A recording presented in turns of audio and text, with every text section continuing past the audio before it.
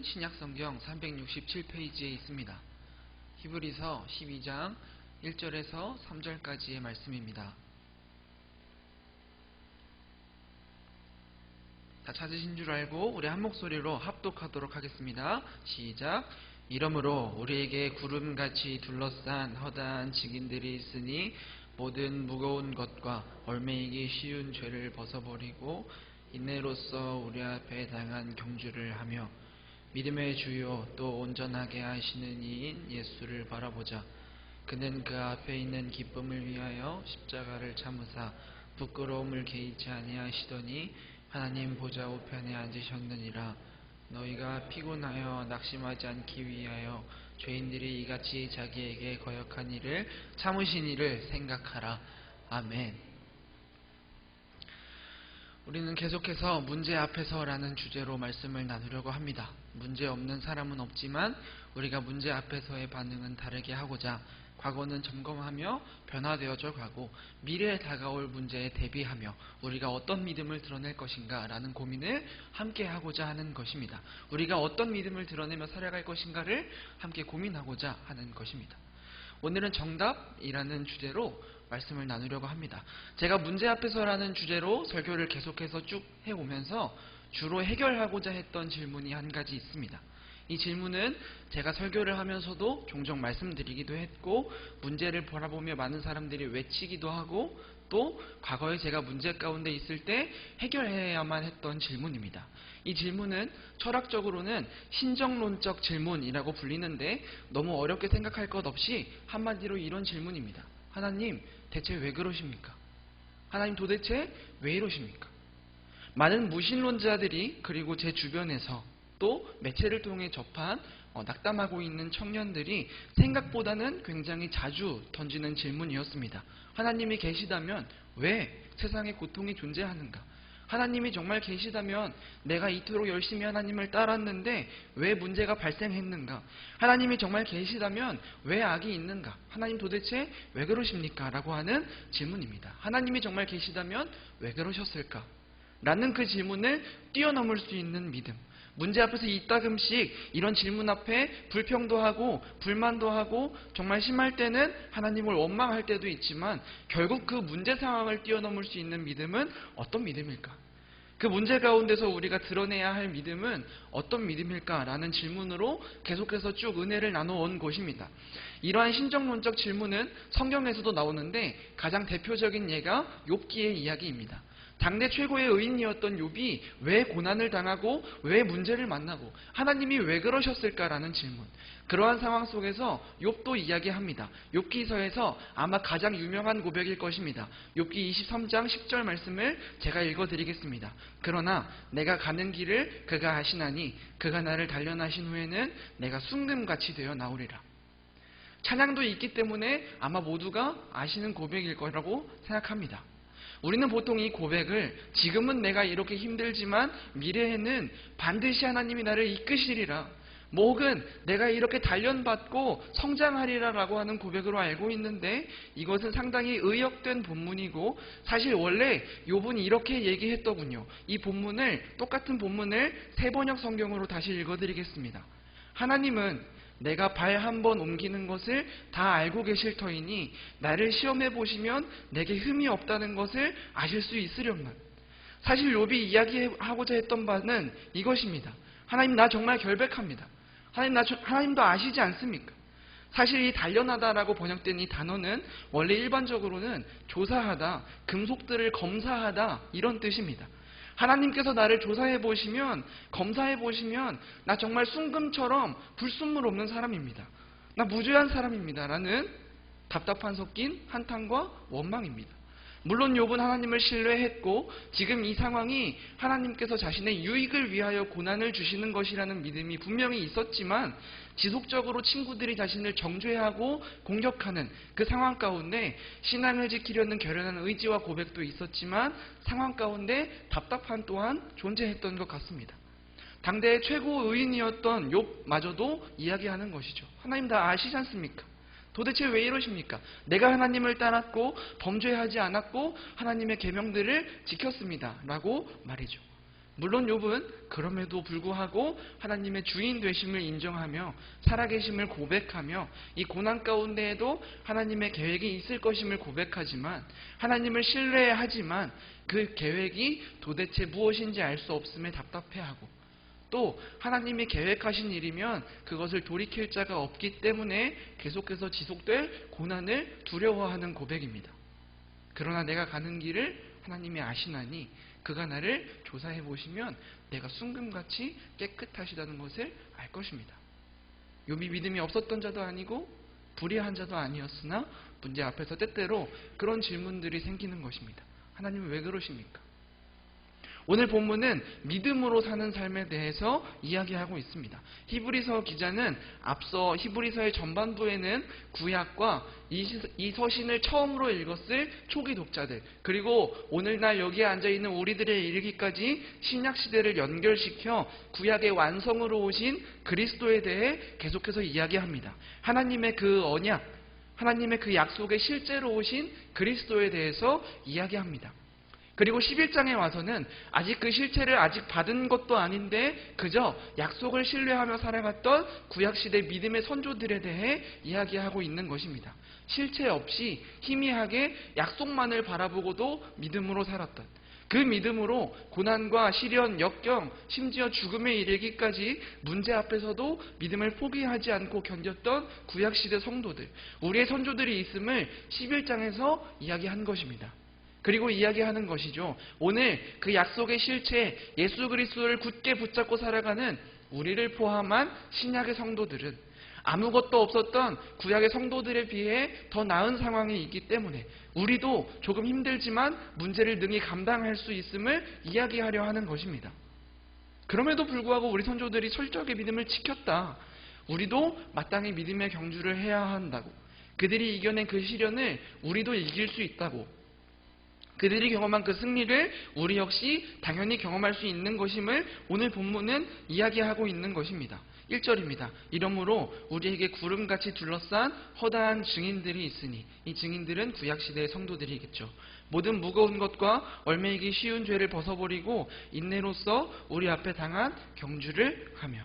우리도 마땅히 믿음의 삶을 살아야 한다. 우리도 믿음의 경주를 해야 한다.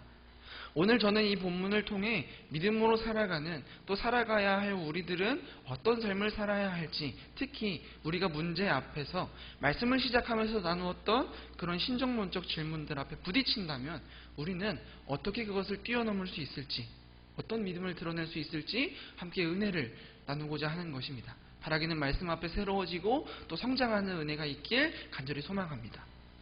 오늘 본문을 통해 히브리서 기자가 가장 먼저 이야기하는 것은 이러한 믿음의 삶을 스포츠 경기, 경주에 비유하며 우리가 달리기 위해서 거추장스러운 것, 무거운 것과 얼매이기 쉬운 죄들을 벗어버리라 라고 하는 것입니다. 당시 고대 헬라 지역에서는 운동 경기가 매우 인기가 있었고 당연히 그 중에서는 달리는 어떤 종목들도 있었을 것입니다. 그런데 특이했던 것은 이 운동장에서 다름질하는 경주자들이 조금이라도 더 빨리 달리기 위해서 옷을 다 벗고 달렸답니다. 오늘날 달리기 경기를 보아도 최대한 바람의 저항을 받지 않도록 또 최대한 가볍도록 그 맞춤형 유니폼을 입고 달리지요. 아니 이런 것들 다 몰라도 사실 내가 잘 달리려면 무거운 것들을 내려놔야 함은, 발에 걸리는 것들을 제거해야 함은 당연한 상식입니다. 내가 가지고 있는 것들이 무거우면 무거울수록 속도는 느려지고 지치기 마련이기 때문입니다. 앞에 장애물이 많으면 많을수록 달리는 속도는 느려지고 지치기 마련이기 때문입니다. 그렇다면 우리는 그 무거운 짐을 내려놓고 발에 걸리는 죄를 제거하기 위해서 우리가 대체 어떻게 살아야 한다는 말입니까? 오늘 본문에서는 가장 먼저 인내에 대해서 이야기하고 있습니다. 물론 오늘 본문은 주께서 주시는 징계라는 소제목으로 죄와 싸우는 삶을 이야기하며 방해 요소를 제거해버리라 라는 이야기를 하고 있는 것이긴 합니다만, 죄 문제에 걸려 넘어지고 수많은 죄 문제는 물론이요, 그 외에도 개인의 수많은 무거운 짐들, 개개인의 짐들, 내 발을 올가매는 환경들 속에 달려가고 있는 사람들 역시 무엇을 가져야 하는 것입니까? 인내하는 자세를 가져야 하는 것입니다. 믿음의 경주에 있어서 준비해야 할 것은 다름 아닌 인내라고 오늘 본문은 이야기하고 있습니다. 사실 이 인내라고 하는 단어는 우리의 마음을 참 어렵게 만듭니다. 적어도 저에게는 그러했습니다. 다른 거 다 몰라도 분명한 것은 이 인내라는 단어가 기쁘고 행복한 상황에 쓰이는 말은 아닌 것 같기 때문입니다.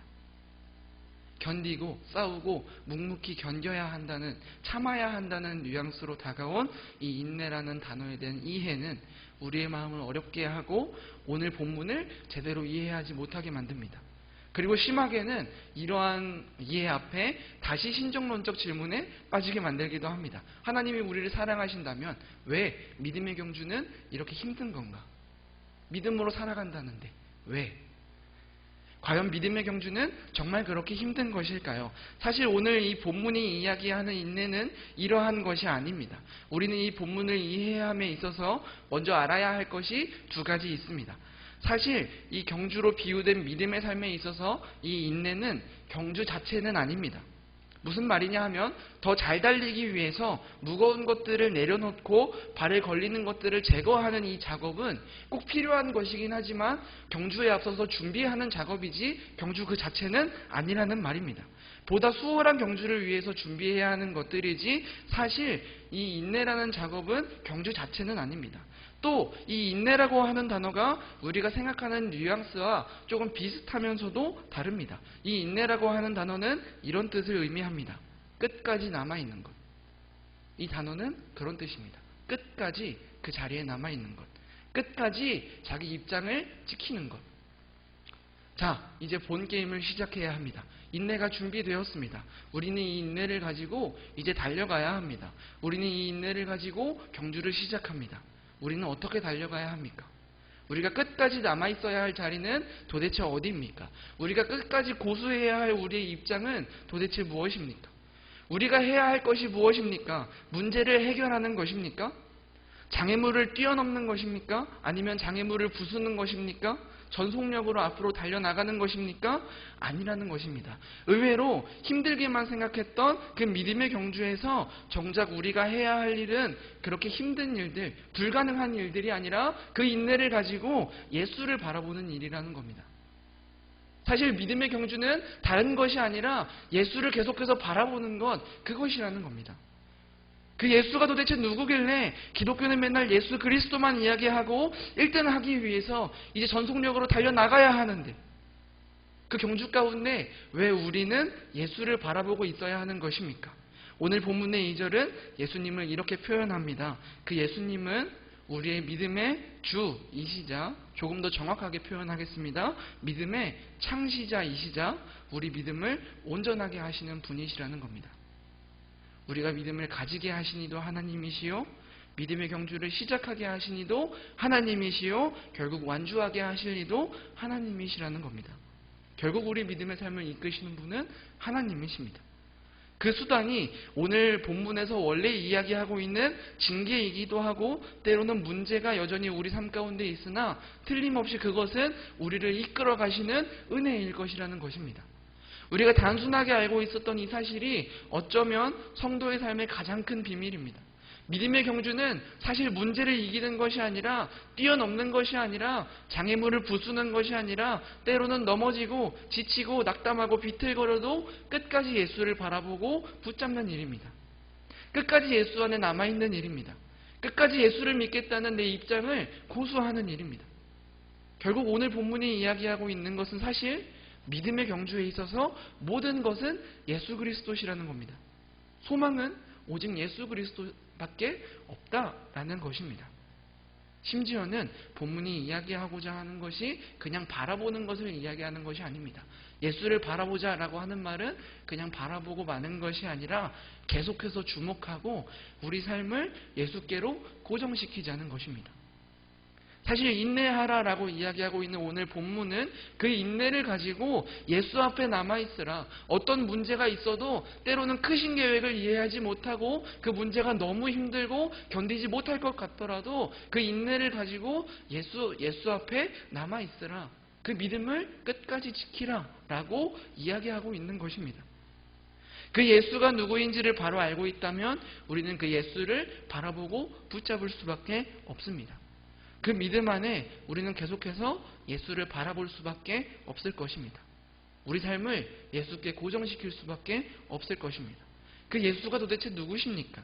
결국 복음, 복된 소식이란 도대체 무엇입니까? 하나님이 우리의 반역에도 불구하고 죄에도 불구하고 우리를 반드시 구원해 주시겠다 약속하셔서 그 하나님이 친히 완전한 인간이 되시고 십자가에 못 박혀 돌아가심으로 우리가 아직 죄인 되었을 때에 하나님께서 우리에게 대한 사랑을 확증하셨다는 그것이 그 증거로 그 약속의 실체로 독생자 예수 그리스도를 주셨다는 것이 복음 아니겠습니까? 우리에게 너무 익숙한 이야기이고 너무 기본적인 이야기지만 사실 우리 믿음의 이야기에 있어서 가장 중요한 이야기는 이 이야기가 아니겠습니까? 오늘 제가 나누고자 하는 믿음은 이것입니다. 끝까지 예수를 바라보는 믿음, 끝까지 예수를 붙들겠다는 나의 입장을 고수하는 믿음, 즉 인내하는 믿음입니다. 그렇습니다. 하지만 사실 이런 복음을 믿으며 살아가는 동안에도 이렇게 예수를 믿는 믿음의 경주를 하는 동안에도 욥처럼 신정론적 질문에 걸려 넘어지고 지칠 수 있습니다. 예수 그리스도의 십자가를 바라보아도 하나님이 왜 그러시는지, 내가 왜 문제 가운데 있어야 하는지 그 답은 알 수가 없습니다. 문제 앞에서 인내하는 믿음을 가지고 있다고 해서 그 답을 찾을 수 있는 것은 아닙니다. 벌써 문제 앞에서라는 주제로 4번째 설교하고 있습니다. 저는 그동안 문제 앞에서라는 주제로 쭉 설교를 해오면서 기억나실지 모르겠지만 첫 번째로는 하나님과 온전한 연합을 이루는 주가 내 안에, 내가 주 안에 있어서 하나님을 온전하게 신뢰하는 믿음에 대해 이야기도 했고, 두 번째로는 우리가 말을 통해서 드러내야 할 하나님이 틀림없이 살아계시다는 그 믿음도 이야기했고, 세 번째로는 하나님이 하시는 일이 옳은 일이다. 하나님이 기준이시고 틀림없이 우리 삶을 오른쪽으로 이끌어 가실 것이다 라는 믿음도 이야기하고, 오늘은 오직 예수만이 소망이시고 모든 것이다 라고 하는 믿음의 고백을 나누고 있지만서도 이러한 믿음으로 십자가를 바라보고 삶을 보고 문제를 바라보아도 여전히 신정론적 질문에 대한 답은 알 수가 없습니다. 하나님이 왜 그러셨지? 내가 왜 문제가 있지? 라는 질문에 답을 얻을 수가 없습니다. 사실 어떻게 제가 그것에 대한 답을 내리겠습니까? 사람이 어떻게 하나님의 뜻을 이해할 수가 있겠습니까? 사실 그 누가 이러한 질문에 간단하게 답을 내릴 수 있겠습니까? 그러나 이런 믿음들이 있다면 무엇보다 예수 그리스도가 처음이자 나중이시고 모든 것이시라는 그 사랑의 증거이시자 그 약속의 실체이시라는 믿음 안의 삶을 살아간다면 무엇이 정답인지는 모를지언정, 그래서 때로는 답답하고 지치고 넘어지고 주저앉을지라도 이 믿음 안에 우리는 무엇이 오답인지는 정확하게 알 수 있습니다.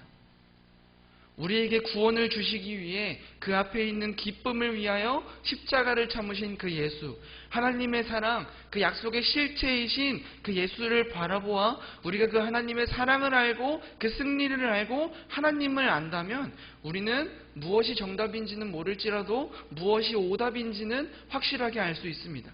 오늘 본문은 그 십자가 앞에서의 예수를 설명하면서 고난을 견디셨다도 아니고 고통을 참으셨다라고 하는 표현도 아니고 부끄러움을 개의치 아니하셨다라고 이야기하고 있습니다. 이게 무슨 말입니까? 십자가는 당시에 정말 최악의 형벌이었습니다. 차라리 죽었으면 죽었지 정말 대대로 가문의 수치로 기억될 만한 최악의 형벌이었습니다. 그래서 무엇보다 이 십자가형은 로마 자국민에게는 절대로 시행되지 않았던 정말 최악의 형벌이라고 합니다. 그 형벌이 바로 그 십자가입니다. 그러나 그 앞에 있는 기쁨을 위하여 그 십자가를 예수님이 참으셨다고 오늘 본문은 이야기하고 있는 것입니다. 예수님의 기쁨이 무엇입니까?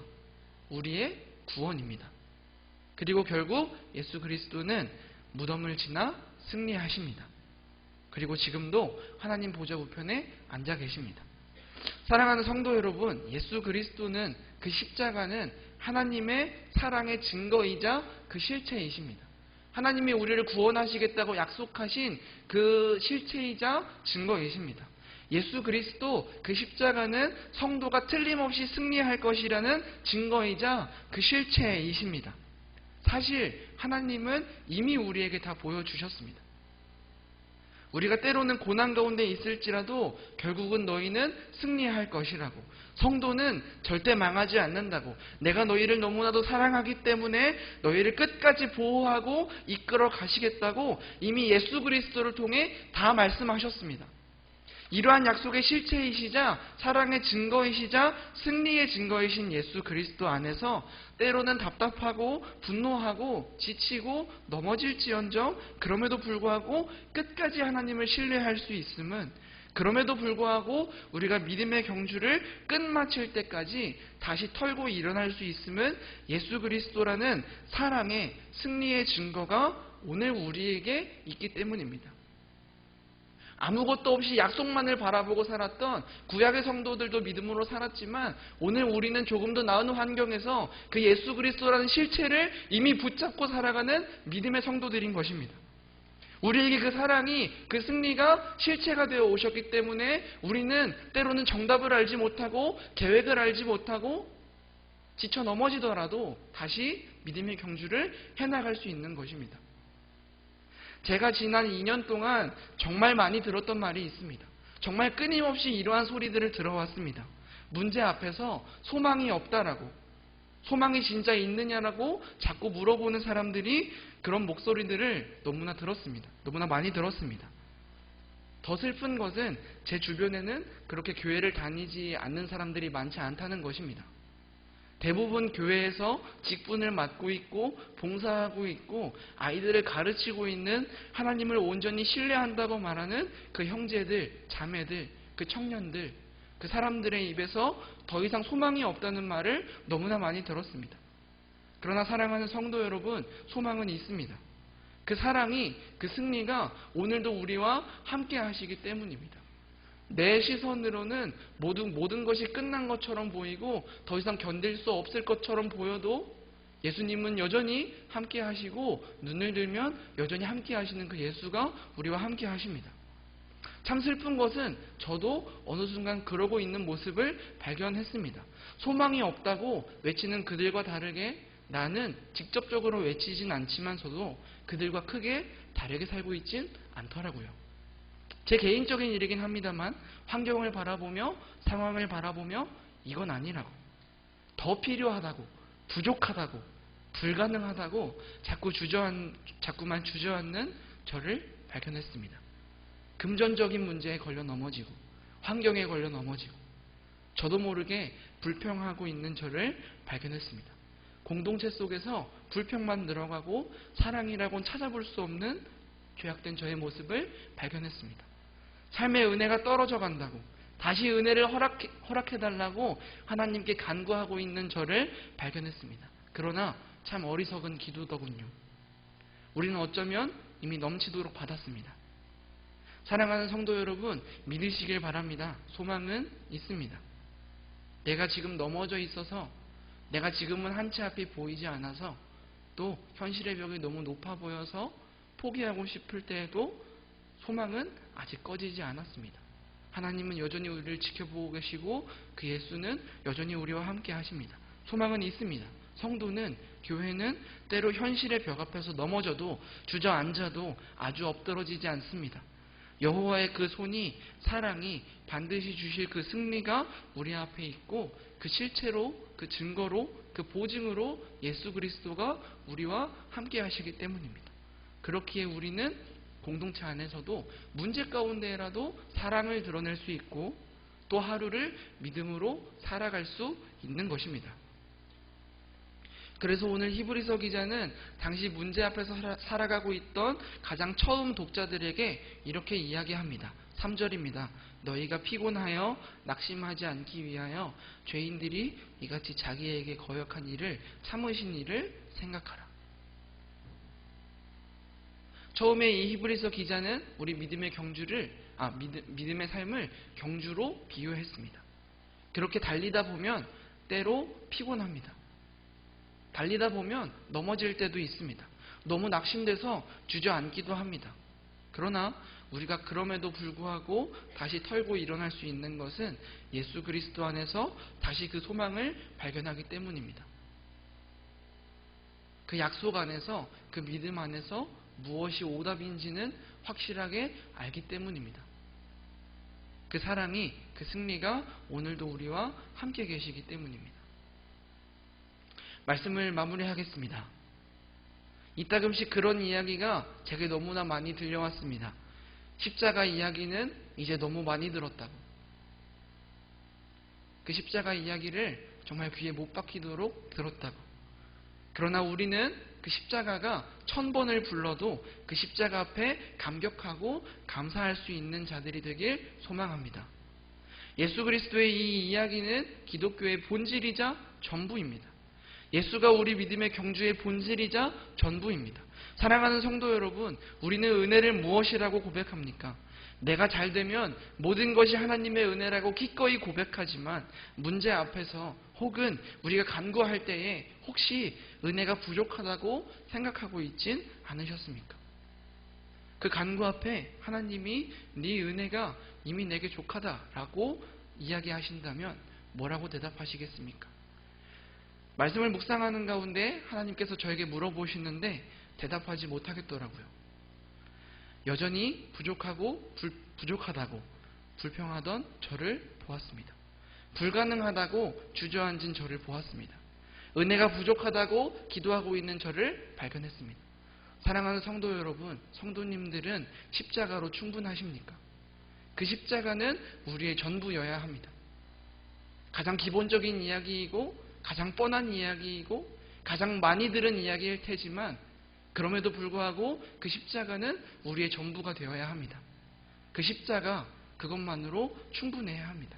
그 십자가로 만족하십니까? 정말 주님 한 분만으로 만족하신다고 그 은혜가 족하다고 고백하십니까? 우리는 사실 하나님께 은혜를 간구할지언정 그 은혜가 부족하다고 불평할 수 있는 존재는 아닌 것 같습니다. 우리의 만족이 도대체 어디에 있습니까? 우리는 무엇이 부족하다고 고백하고 있습니까? 우리가 그 은혜를 값없이 받아, 아니 제가 그 은혜를 값없이 받아 자주 잊어버리고 망각하는데 값없이 주어졌지만 절대로 그 은혜가 가볍지 않습니다. 값없이 우리에게 주어졌지만 절대로 값싼 은혜가 아닙니다. 우리가 너무 익숙해져서 때로는 메마르고 마음이 굳어버리고 그 가운데 불평하고 지치고 하나님께 묻지만 사실 하나님은 이미 전부를 보이셨습니다. 사랑하는 성도 여러분, 하나님은 살아계십니다. 그 하나님이 우리를 사랑하십니다. 그 사랑으로 우리를 승리까지 이끌어 가실 것입니다. 우리 생각을 넘어 평화가, 승리가 우리 삶에 임할 것입니다. 예수가 그 증거입니다. 오늘 제 뻔한 설교를 들으시면서 어떤 마음으로 들으셨는지 잘 모르겠습니다. 한편으로는 두렵고 걱정되기도 합니다. 그러나 제가 나누고자 하는 제게 주어진 그 은혜는 이것입니다. 저는 잊고 살았습니다. 그러나 돌아보니 그 은혜가 이미 제게 족하더군요.